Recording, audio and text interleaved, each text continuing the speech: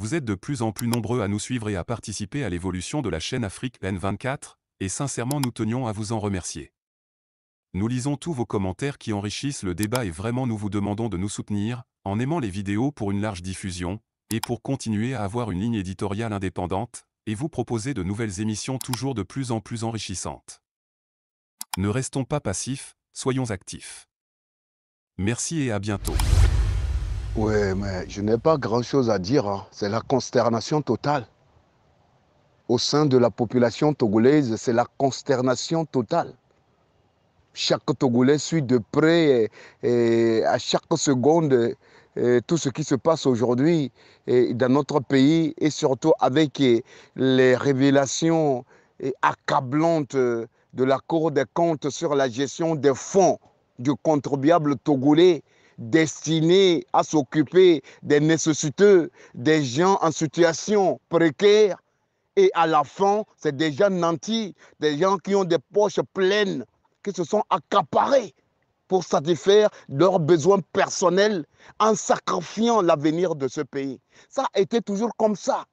Nous l'avons dit et nous le dirons toujours. C'est aux Togolais de se réveiller, de prendre conscience de notre destin.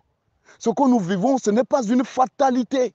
Nous sommes tous de près ou de loin responsables de cette situation.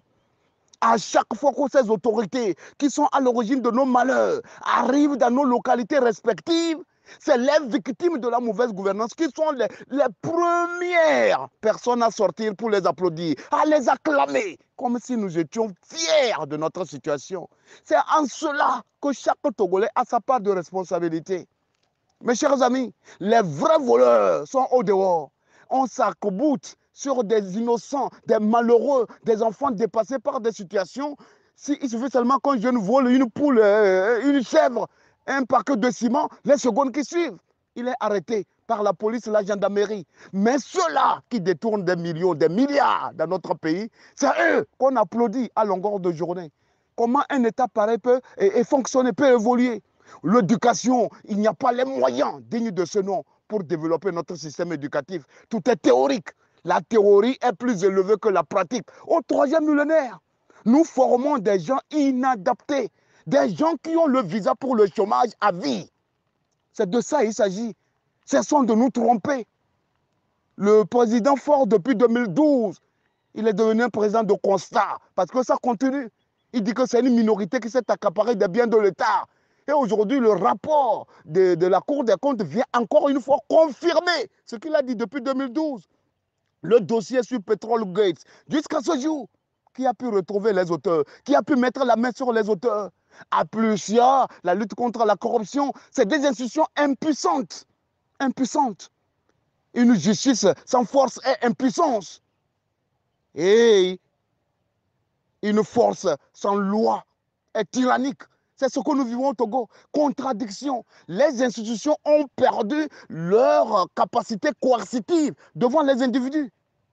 C'est des hommes qui font la pluie et le beau temps. Dire que la Cour des comptes invite la ministre de l'action numérique, ceux de la téléphonie mobile Move et Togocom, et personne n'a daigné répondre.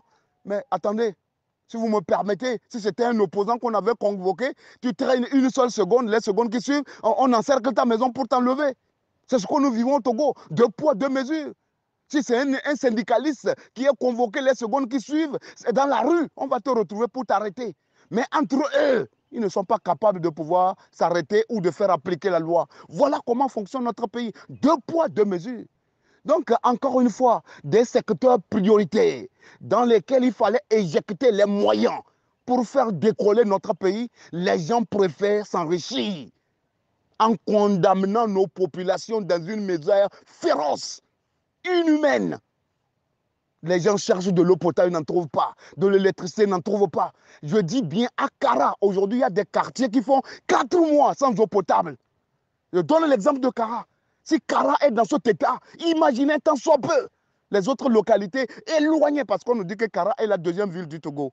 Et si à Kara, des localités font 4 mois sans eau potable, tout cet argent que les gens détournent à longueur de journée, ça aurait pu servir à développer notre pays. Voilà comment les gens gouvernent le pays.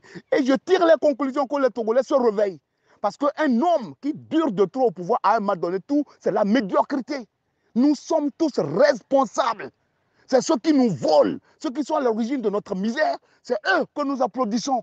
Ceux qui se battent pour que les Togolais puissent retrouver le souffle, une nouvelle orientation, une nouvelle direction, la plupart du temps nous sommes persécutés.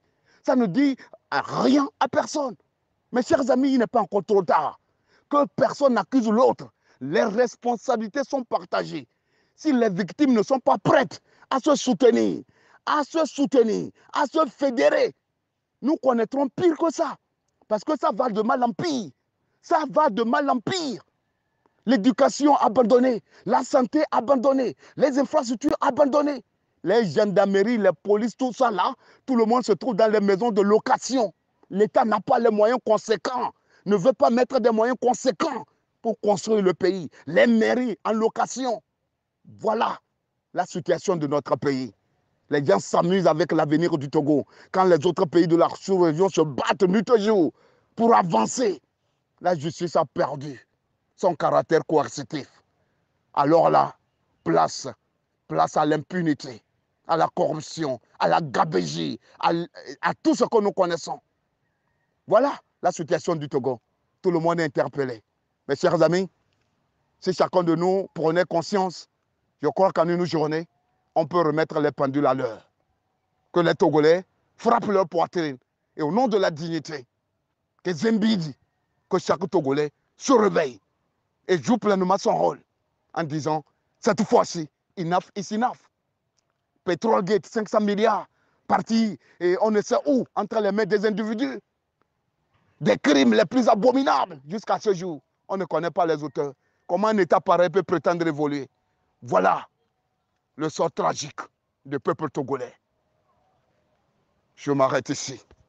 Et je crois que nous sommes à l'heure de l'action et de la pression populaire. Chaque Togolais doit faire sa part, au Togo et au-delà. Parlons d'une seule voix pour sortir de ce imbroglio, pour refonder une nation digne. Vous êtes de plus en plus nombreux à nous suivre sur Afrique N24, et vraiment nous tenions à vous en remercier. Nous lisons tous vos commentaires qui enrichissent le débat et vraiment nous vous demandons de nous soutenir pour continuer à avoir cette ligne éditoriale indépendante, et vous proposer des émissions toujours de plus en plus enrichissantes. Merci et à bientôt. Likez la vidéo si ce n'est pas déjà fait. Laissez aussi votre point de vue en commentaire. Abonnez-vous et cliquez aussi sur la petite cloche de notification pour ne rien rater de nos prochaines vidéos. N'oubliez pas de partager aussi la vidéo et de la liker.